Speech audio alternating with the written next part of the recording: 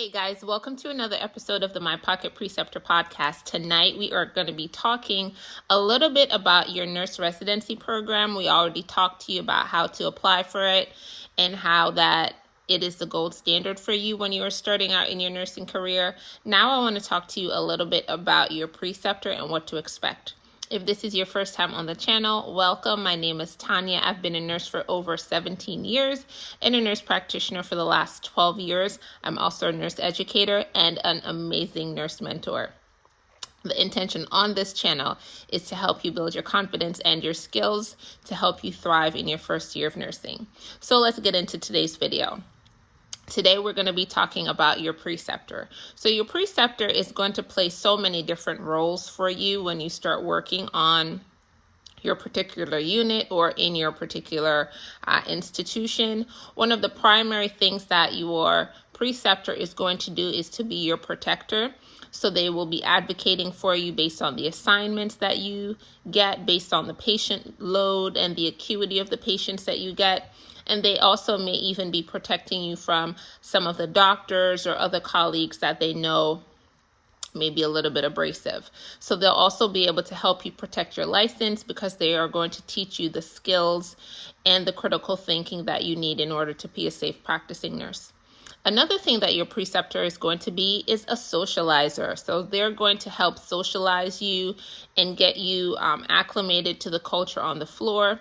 They may introduce you to their favorite coworker, or they may introduce you to the really helpful CNA and to all the ancillary staff. So they will be a way that you can get encultured into the floor and get familiar with a lot of people who play a pivotal role on the floor.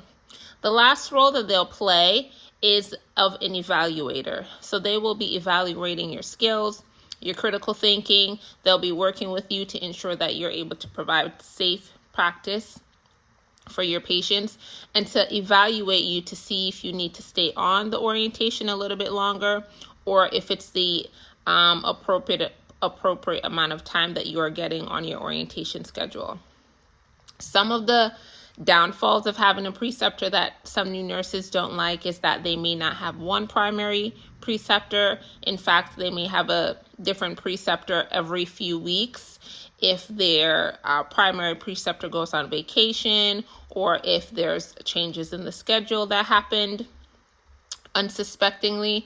So sometimes you may be faced with having to work with multiple preceptors, and sometimes the preceptor may not even be aware that they have a preceptee or someone that they need to mentor that day because there may be a lack of communication on the floor. So sometimes a nurse may be walking in and they don't even know that they're going to be precepting you that day. So be mindful of that and just take it with a grain of salt. If someone is meeting you with an aggressive energy initially, they may just have been blindsided and are reacting to the blind side and less likely to you being a nurse.